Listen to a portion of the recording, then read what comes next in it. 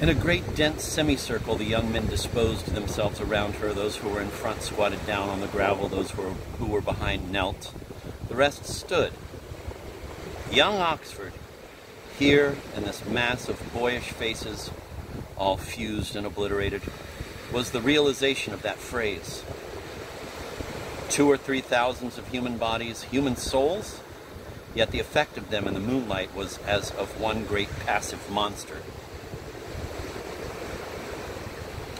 So was it seen by the Duke as he stood leaning against the wall behind Zuleika's table. He saw it as a monster, couchant and enchanted, a monster that was to die, and its death was in part his own doing.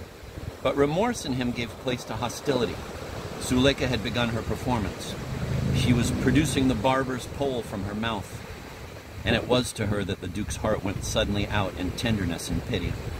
He forgot her levity and vanity, her wickedness, as he had inwardly called it.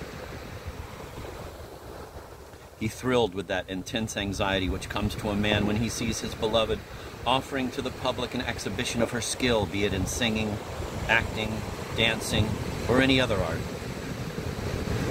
Would she acquit herself well? The lover's trepidation is painful enough when the beloved has genius. How should these clods appreciate her? And who set them in judgment over her?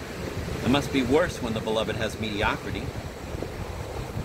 And Zuleika, in conjuring, had rather less than that.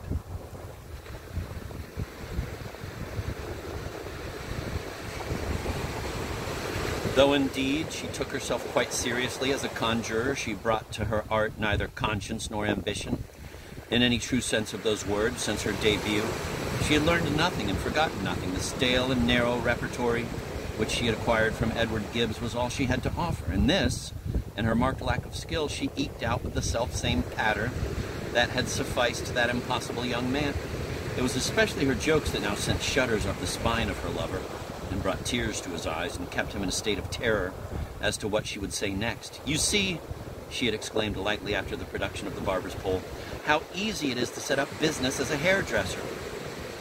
Over the demon egg cup, she said that the egg was as good as fresh, and her constantly reiterated catchphrase, "Well, this is rather queer," was the most distressing thing of all.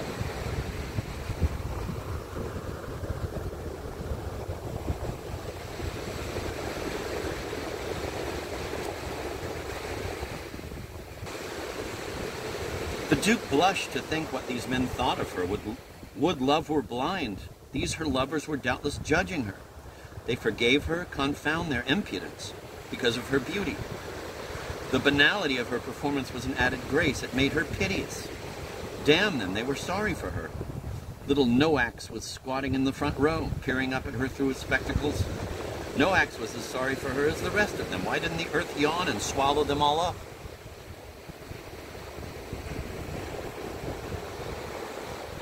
Our hero's unreasoning rage was fed by a not unreasonable jealousy. It was clear to him that Zuleika had forgotten his existence. Today, as soon as he had killed her love, she had shown him how much less to her was his love than the crowd's. And now again it was only the crowd she cared for. He followed with his eyes her long, slender figure as she threaded her way in and out of the crowd, sinuously, confidingly, producing a penny from one lad's elbow, a 3-penny bit from between another's neck and collar, half a crown from another's hair, and always repeating in that flute-like voice of hers, "Well, this is rather queer." Hither and thither she fared, her neck and arms gleaming white from the luminous blackness of her dress, in the luminous blueness of the night. At a distance she might have been a wraith, or a breeze made visible. A vagrom breeze, warm and delicate, and in league with death.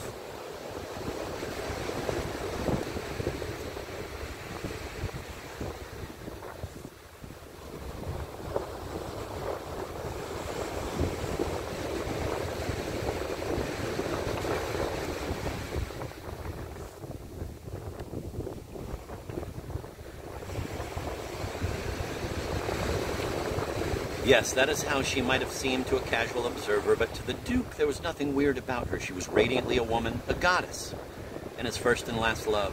Bitter his heart was, but only against the mob she wooed, not against her for wooing it. She was cruel? All goddesses are that. She was demeaning herself. His soul welled up anew in pity and passion. Yonder in the hall, the concert ran its course, making a feeble, incidental music to the dark emotions of the quadrangle. It ended somewhat before the close of Zuleika's rival show. And then the steps from the hall were thronged by ladies who, with a sprinkling of dons, stood in attitudes of refined displeasure and vulgar curiosity. The warden was just awake enough to notice the sea of undergraduates. Suspecting some breach of college discipline, he retired hastily to his own quarters for fear his dignity might be somehow compromised.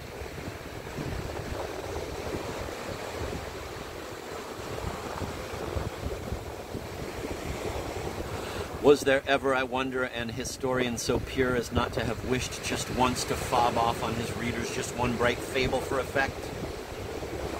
I find myself sorely tempted to tell you that on Zuleika, as her entertainment drew to a close, the spirit of the higher thaumaturgy descended like a flame and found in her a worthy agent. Specious Apollyon whispers to me, where would be the harm? Tell your readers that she cast a seed on the ground, and that therefrom presently arose a tamarind tree, which blossomed and bore fruit, and withering vanished. Or say she conjured from an empty basket of Ossie or a hissing and bridling snake. Why not? Your readers would be excited, gratified, and you would never be found out. But the grave eyes of Cleo are bent on me, her servant. Oh, pardon, madam. I did but waver for an instant. It is not too late to tell my readers that the climax of Zuleika's entertainment was only that dismal affair. The magic canister.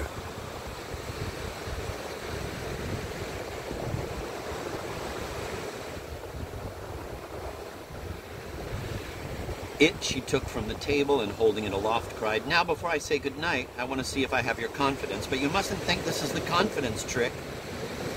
She handed the vessel to the McKern, who, looking like an overgrown acolyte, bore it after her as she went again among the audience, pausing before a man in the front row. She asked him if he would trust her with his watch. He held it out to her. Thank you, she said, letting her fingers touch his for a moment before she dropped it into the magic canister. From another man she borrowed a cigarette case. From another a necktie. From another a pair of sleeve links. From Noax a ring, one of those iron rings which are supposed, rightly or wrongly, to alleviate rheumatism. And when she had made an ample selection, she began her return journey to the table.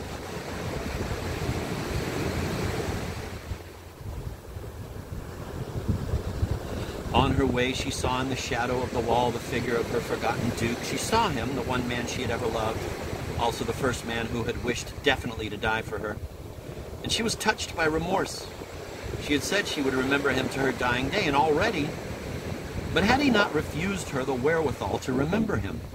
The pearls she needed as the clow of her dear collection, the great relic among relics? Would you trust me with your studs? She asked him, in a voice that could be heard throughout the quadrangle, with a smile that was for him alone. There was no help for it. He quickly extricated from his shirt front the black pearl